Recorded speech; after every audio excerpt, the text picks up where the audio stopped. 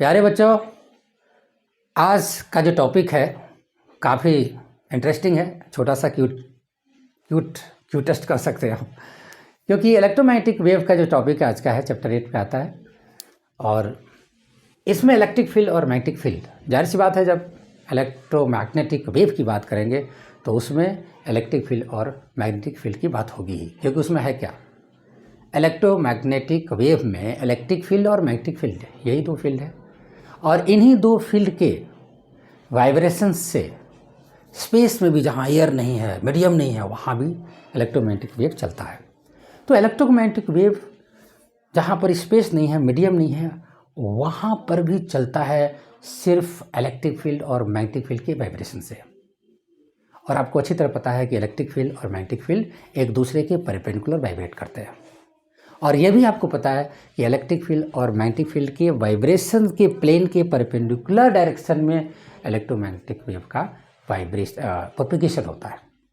Example के तौर पर अगर X axis, Y axis, Z axis हम बनाते हैं यहाँ पर, और हम लेते हैं कि इलेक्ट्रिक फील्ड का वाइब्रेशन वाई डायरेक्शन में होता है, मान लीजिए ई वाई, और मैग्नेटिक फील्ड का वाइब्रेशन अगर जेड डायरेक्शन में होता है, तो वेव का प्रोपगेशन अलोंग एक्स एक्सिस होगा, वेव प्रोपगेशन इस एक्सिस में होगा। तो यह बात समझने की बहुत ज़रूरत है। अब इलेक्ट्रिक फील्ड और मैग्नेटिक फील्ड दोनों के वाइब्रेशंस का भी इक्वेशन होगा।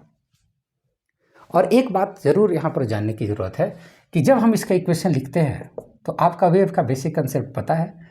अगर हम वाई डायरेक्शन में ई वाई लिखते हैं तो E Y is equal to E naught sine omega sine के एक्स माइनस ओमेगा टी।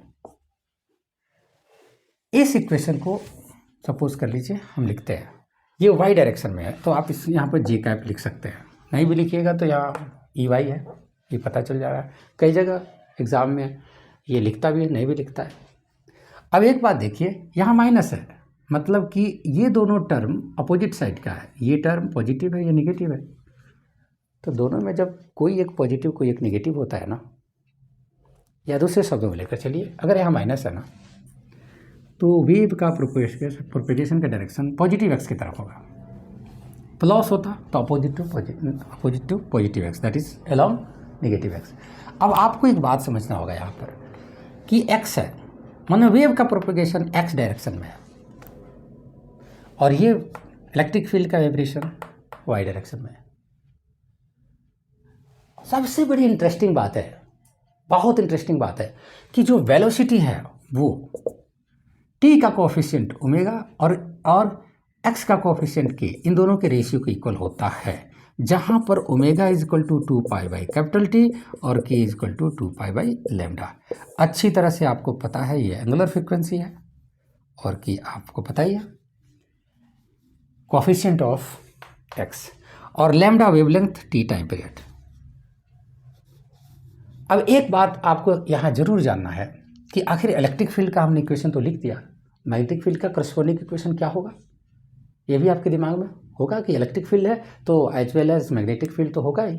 तो आप एक बात जान लीजिए, सब कुछ वही रहता है, बस यहाँ पर जेड लिखिए, बी जेड लिखिए, यहाँ पर बी नॉट लिखिए, साइन के बाद ये सब कुछ वही लिख दीजिए, क्योंकि इसमें इलेक्ट्रिक फील्ड और मैग्नेटिक फील्ड का जो इक्वेशन है उसका फेज इक्वल होता है।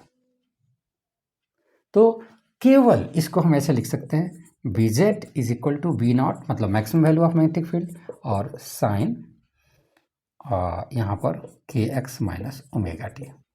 ये बहुत इंपॉर्टेंट है। तो मुझे पूरा विश्वास है कि ये इक्वेशन आपको समझ में आ गया होगा। अगर ये आ गया होगा तो एक और बात मैं आपको शेयर कर देना चाहता हूँ कि ई नॉट और बी नॉट में एक बहुत अच्छा रिलेशन है। देखिए, E naught by B naught is equal to C, speed of light होता है।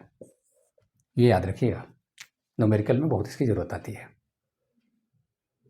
ठीक है, इस चैप्टर से रिलेटेड क्वेश्चन सेकंडों में सॉल्व हो जाते हैं, चाहे वो जेईई मेंस का हो या नीट का हो, चाहे आपका स्कूल एग्जाम का हो, सीबीएसई का।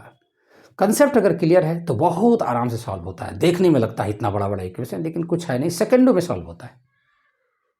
कंसेप्ट क्लियर होना चाहिए।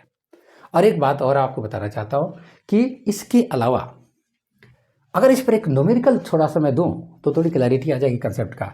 एक न्यूमेरिकल मैं देना चाहता हूँ इसका। देखिए कि न्यूमेरिकल क्या है। कोई भी एक छोटा सा न्यूमेरिकल मैं उठाकर आपके सामने रख रहा हूँ। जैसे मान लीजिए इलेक्ट्रिक फील्ड का मैं इक्वेशन लिख रहा हूँ और उससे दो क्वेश्चन उससे पूछा जाएगा आपसे।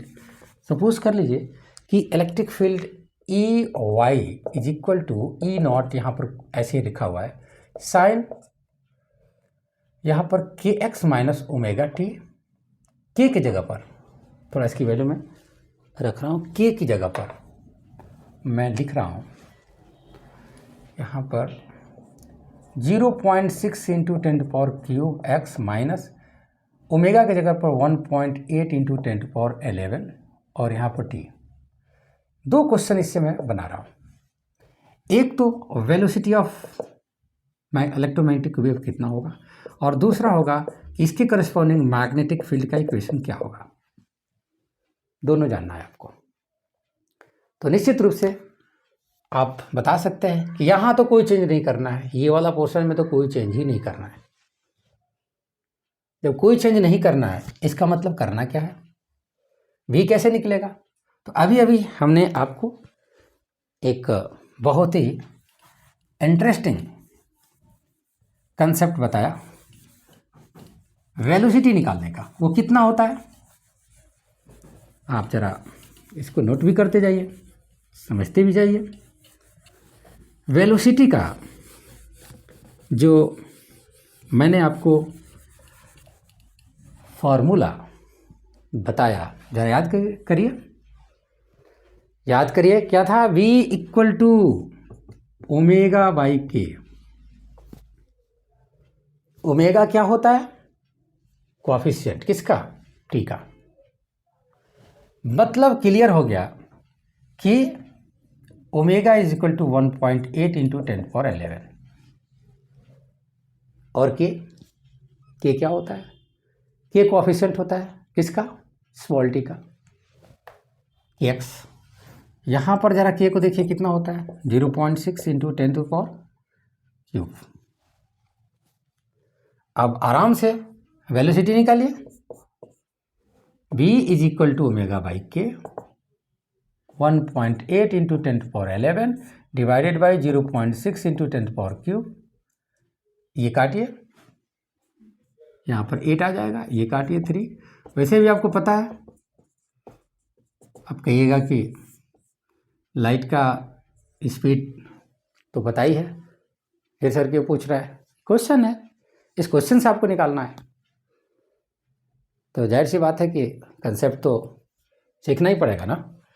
अब मैग्नेटिक फील्ड कितना होगा, मैग्नेटिक फील्ड के लिए B होगा तो यहाँ Z लिख दीजिए, फिर यहाँ पर B naught sine same to same, कुछ भी चेंज नहीं करना है, कुछ भी चेंज नहीं करना है क्योंकि फेज इक्वल होता है। ये बैठे बैठाए आपका बिना किसी प्रॉब्लम का मैग्नेटिक फील्ड का इक्वेशन भी आ गया। तो ऑप्शन में देखिएगा यहाँ क्या लिखा हुआ है, थोड़ा सा IJK का भी ख्याल रखिएगा, कभी उस फॉर्म में भी घुमा करके पूछ सकता है, ट्विस्ट कर सकता है। तो ये रहा आपका इलेक्ट्रिक फील्ड और मैग्नेटिक फील्ड, इस पर एक न्यूमेरिकल, ये न्यूमेरिकल था। अब आपको एक छोटी चीज़ बता रहा हूँ, velocity of electromagnetic wave free space में, एयर में कितना होता है, मतलब जहाँ मीडियम नहीं है वहाँ पर कितना होता है, कैसे निकालते हैं, और एक किसी मीडियम में जब स्पीड का कैलकुलेशन करना होता है तो क्या फार्मूला हो सकता है। तो चलिए हम उस बारे में भी थोड़ा सा विचार करते हैं कि क्या होगा। दो फार्मूले आपके सामने मैं लिख रहा हूँ और ये दोनों फार्मूले बहुत काम के हैं, न्यूमेरिकल पॉइंट ऑफ व्यू से बहुत ज़रूरी है जानना। अगर फार्मूला आपके पास आ गया तो समझिए कि आपका सलूशन किसी भी क्वेश्चन का ज़रूर निकल जाएगा। तो थोड़ा सा अपने अंदर ग्रेविटी लाइए और याद रखिए फार्मूला क्या होता है।